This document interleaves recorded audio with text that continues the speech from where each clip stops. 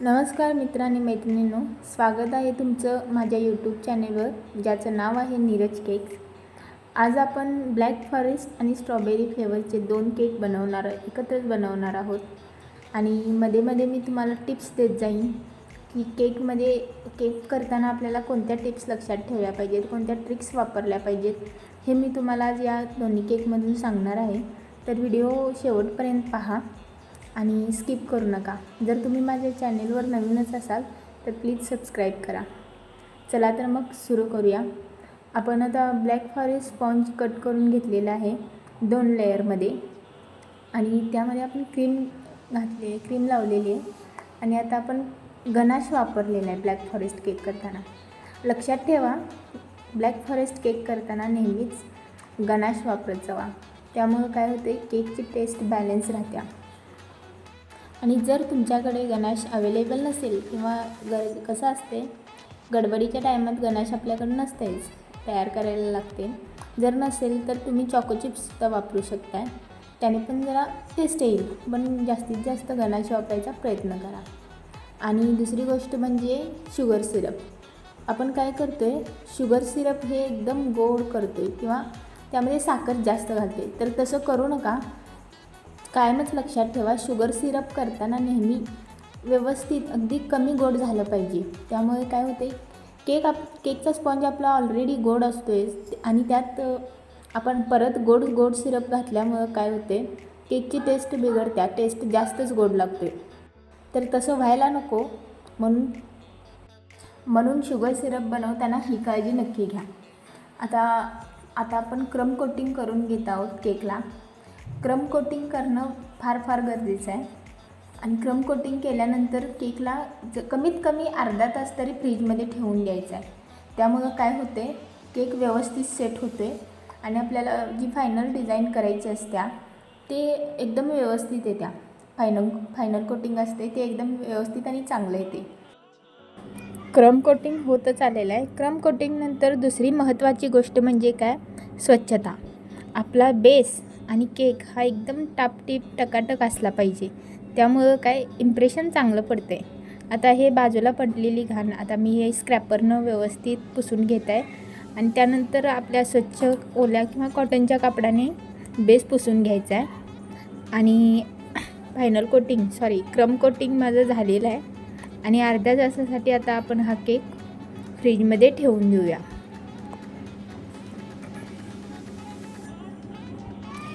आता आपण स्ट्रॉबेरीसाठी vanilla base घेऊया.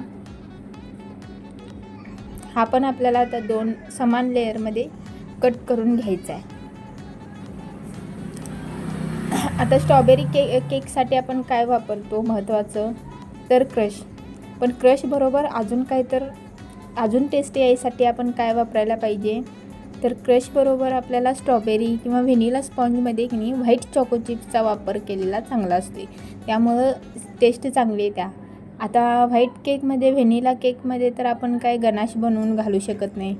त्यामुळं हा एक चांगला उपाय आहे की यामध्ये आपण व्हाईट चॉको चिप्स घातलं पाहिजे. पण आता माझ्याकडे काय झालेलं आहे, व्हाईट चॉको चिप्स अवेलेबल नाही आहेत. पण तुम्ही मात्र नक्की वापरा. आता हा पण केक आपण क्रम कोटिंग व्यवस्थित करणार आहोत मगाशी सांगितलेल्या टिप्स बरोबर. आपण क्रश व्यवस्थित पसरून घ्यायचा आहे. माझ्याकडे आता नाही आहे चॉको चिप्स, तुम्ही वापरा नक्की.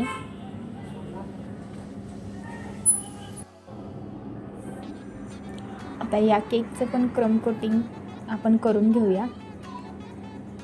आणि मगाशी सांगितल्याप्रमाणे अर्ध्या तासासाठी हा केक आपण ठेवून देऊया फ्रीजमध्ये सेट व्हायला. आणि आता हा ब्लॅक फॉरेस्ट केक आपण फ्रीजमधून काढून घेतलेला आहे फायनल कोटिंग करण्यासाठी. आणि स्ट्रॉबेरी केक आता आपण अर्ध्या तासासाठी ठेवलेला आहे.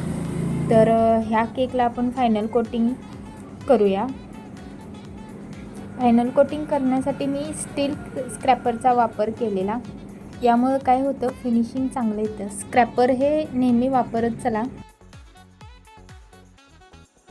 अशा प्रकारे आता हा पण केक मी फायनल कोटिंग करताना स्वच्छ करून घेतलेला आहे. क्रम कोटिंग वगैरे खालचं खाली क्रम्स पडलेले असतात बेसवर, ते स्वच्छ करून घेतलेले आहेत.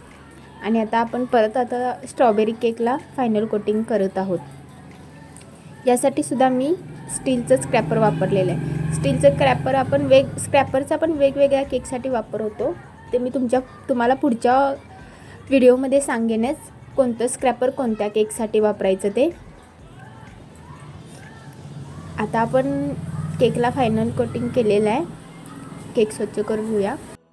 आता आपण डेकोरेशन करून घेऊया केकला. त्यासाठी मी स्ट्रॉबेरी फ्लेवरचं डार्क कंपाऊंड घेतलेलं आहे. बाजारात ते सहजरित्या मिळते, तुम्ही पण घ्या. आणि हे जे असते ते एकदम म्हणजे त्यात फ्लेवर वगैरे घातल्यामुळे बहुतेक काय होते, एकदम हाताला चिटकते लगेच. म्हणून ह्या काय करायचं, एक काळजी काय घ्यायची, हे किसून झालं की फ्रीजला ठेवून द्यायचं. त्यामुळं काय होते, ते अजिबात हाताला चिकटत नाही आणि आपल्या केकला पण व्यवस्थित सेट होते. फक्त हेच नाही तर आपण डार्क कंपाऊंडसुद्धा किसल्यावर फ्रीजला ठेवल्यामुळं काय होते, ते व्यवस्थित केकला सेट होते आणि हाताला अजिबात चिटकत नाही. त्यामुळं काय, आणि एकदम सोपं जातं केकला लावायला ते. अशा प्रकारचे केक करताना नेहमी कॅडबरी किसून झाली की फ्रीजमध्ये ठेवून द्यायची आहे. आणि आता बघा किती मस्त लुक येतोय आपल्या केकला.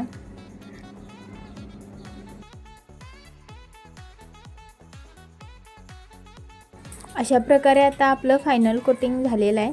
आता वेळ झालेली आहे वर डिझाईन करायची. यासाठी मी N2 हे नोझल वापरलेलं आहे. ही डिझाईन दोन्ही केकवर मी सेम केलेली आहे.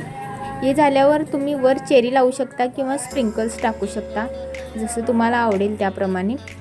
आणि माझ्या केकचे व्हिडिओ तुम्हाला कसे वाटतात मला कमेंट करून सांगा. आणि आवडत असल्यास लाईक करा. काही चुकत असल्यास किंवा काही शंका असल्यास कमेंटमध्ये नक्की सांगा. आणि माझा व्हिडिओ तुम्हाला आवडत असतील तर प्लीज लाईक करा, चॅनेलला सबस्क्राईब करा.